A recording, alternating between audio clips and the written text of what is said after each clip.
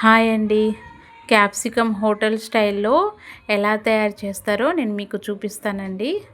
Oil ఎక్కువ కావాలంటే ఎక్కువ యాడ్ చేసుకోండి. ఎక్కువ వేసుకుంటే టేస్ట్ వస్తుంది. పోపు దినుసులు వేసుకోండి.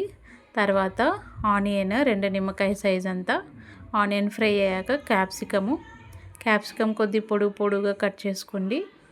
ఇలా ఉప్పు పసుపు వేసుకొని కలుపుకున్న తర్వాత మగ్గేదాకా మూత పెట్టుకోండి. క్యాప్సికమ్ బాగా మగ్గితే మంచి టేస్ట్ వస్తుంది.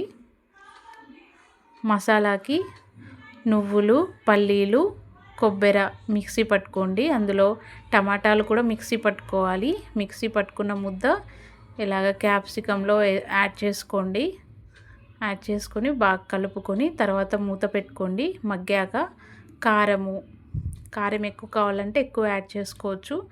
ధనియాల పొడి, తర్వాత వాటర్ అండి. కొద్దిగా వాటర్ యాడ్ చేసుకోండి. మిక్సీ పట్టుకున్న వాటర్లోనే కొద్దిగా వాటర్, ఆ మిక్సీలో వాటరే ఇలా కొద్దిగా వేసుకోండి. వాటర్ వేసాక బాగా మగ్గిన తర్వాత చూసారా కర్రీ రెడీ అయిపోయింది. సింపుల్గా హోటల్ స్టైల్లో క్యాప్సికమ్ మసాలా రెడీ అండి. నచ్చితే లైక్ అండ్ సబ్స్క్రైబ్ చేసుకోండి. Thank you.